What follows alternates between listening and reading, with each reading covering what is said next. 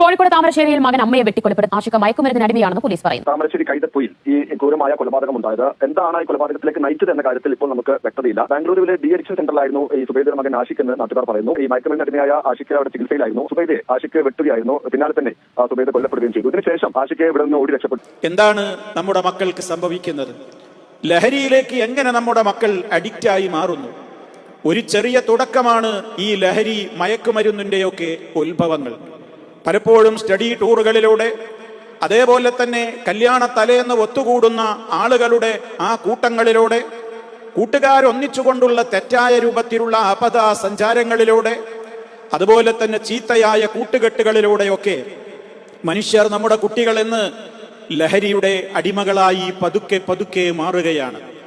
നാക്കിലൊട്ടിക്കുന്ന സ്റ്റാമ്പുകളും അതേപോലെ തന്നെ കുത്തിവെക്കുന്ന മയക്കുമരുന്നുകളും ഒട്ടേറെ രൂപത്തിലുള്ള പുതിയ സംവിധാനങ്ങൾ, പ്രത്യേകമായ നിലക്കുള്ള ഏതെല്ലാം പേരുകളിലാണ് ഇന്നത് സമൂഹത്തിൽ അറിയപ്പെടുന്നത് എന്ന് നമുക്ക് പറയാനാവാത്ത വിധം അതിന്റെ പട്ടിക നാൾക്ക് നാള് വർദ്ധിച്ചു വരികയാണ്.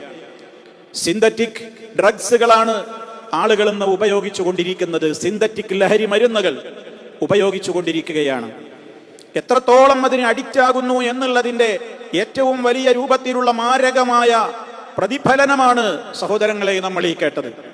എന്താണ് അതിന്റെ കാരണമായി പ്രവർത്തിച്ചത്? മഹാനായ നബി സല്ലല്ലാഹു അലൈഹി വസല്ലം പറഞ്ഞില്ലേ, അൽ ഖംറു ഉമ്മുൽ ഖബായിസ്, ലഹരി അത് സർവനീചവും നികൃഷ്ടവുമായ കാര്യങ്ങളുടെ മാതാവാണ്. എല്ലാ തിന്മകളിലേക്കും മനുഷ്യന് ഡോറ് തുറന്നു കൊടുക്കുന്നത് ലഹരിയാണ്. വളരെ ഗൗരവത്തോടുകൂടെ നമ്മൾ ആലോചിക്കുക.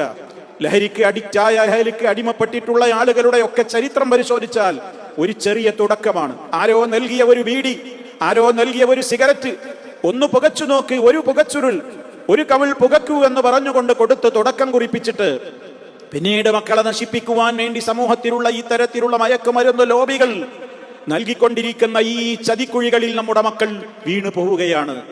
ഇത്തരത്തിലുള്ള കാര്യങ്ങളിൽ അള്ളാഹുവിനെ സംബന്ധിച്ചും റസൂലുള്ളാഹി സ്വല്ലല്ലാഹു അലൈഹി വസല്ലമിനെ സംബന്ധിച്ചും മരണാനന്തര ജീവിതത്തെക്കുറിച്ചുമൊക്കെയുള്ള പാഠങ്ങൾ, സ്വഭാവ സംസ്കാരങ്ങൾ അവർക്ക് പകർന്നു നൽകുവാൻ രക്ഷിതാക്കൾ ശ്രദ്ധിക്കണം. സഹോദരങ്ങളെ, എത്രയൊക്കെയായാലും നമ്മൾ എത്ര ശ്രദ്ധിച്ചാലും ഒരുപക്ഷെ ഒരുപാട് അബദ്ധങ്ങളിലേക്ക് പോകാം. ഈ വിധത്തിലുള്ള അക്രമവാസനകളിലേക്ക്, അരാജകത്വങ്ങളിലേക്ക് കൂപ്പുകുത്തുന്ന ഭയാനകവും ബീഭത്സവുമായ ഈ വാർത്തകൾ നമ്മുടെ മനസ്സിനെ തെല്ലൊന്നുമല്ല പിടിച്ചു കുലുക്കേണ്ടത്, ചിന്തിക്കുവാൻ നമ്മെ പ്രേരിപ്പിക്കേണ്ടത്. അതുകൊണ്ട് തന്നെ സഹോദരങ്ങളെ, ഇസ്ലാം പറഞ്ഞിട്ടുള്ള ധാർമ്മികതയുടെ പാഠങ്ങൾ നമ്മളും നമ്മുടെ മക്കളും കുടുംബാംഗങ്ങളും പിൻപറ്റിക്കൊണ്ട് മുന്നോട്ട് പോകലല്ലാതെ ഇത്തരത്തിലുള്ള ചതിക്കുഴികളിൽ നിന്ന് രക്ഷപ്പെടാൻ യാതൊരു മാർഗവുമില്ല. പ്രാർത്ഥനയോടെ എൻ്റെ മക്കളെ നന്നാക്കണേ അല്ലാ, അവർ ഏറ്റവും ദുഷിച്ച ഒരു വൃത്തികെട്ട കൂട്ടുകെട്ടുകളിലോ സംസ്കാരങ്ങളിലോ അവരുടെ പ്രവർത്തനങ്ങൾ കണ്ടുകൊണ്ട് ഞാൻ കരയേണ്ടി വരുന്ന ഒരവസ്ഥയിലോ അവർ ചെന്ന് ചാടാതെ എൻ്റെ മക്കളെ നീ കാത്തുകൊള്ളണേ എന്ന് റബ്ബനാ ഹബ് ലനാ മിൻ അസ്വാജിനാ വദുർരിയാതിനാ ഖുർറത അഅ്യുൻ, റഹ്മാനായ റബ്ബേ, നീ ഞങ്ങൾക്ക് ഞങ്ങളുടെ ഇണകളിൽ നിന്നും സന്താനങ്ങളിൽ നിന്നും കൺകുളിർമയുള്ള പ്രവർത്തനങ്ങൾ നൽകിക്കൊണ്ട് നീ ഞങ്ങളെ അനുഗ്രഹിക്കണേ.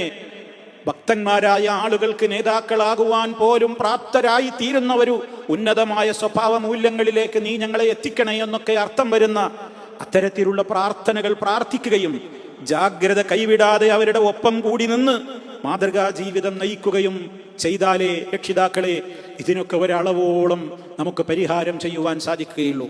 റഹ്മാനായ റബ്ബ് എല്ലാവിധത്തിലുള്ള പ്രയാസങ്ങളിൽ നിന്നും താങ്ങാനാവാത്ത പരീക്ഷണങ്ങളിൽ നിന്നും നമ്മയും നമ്മുടെ മക്കളെ എല്ലാവരെയും കാത്തുരക്ഷിക്കുമാറാകട്ടെ.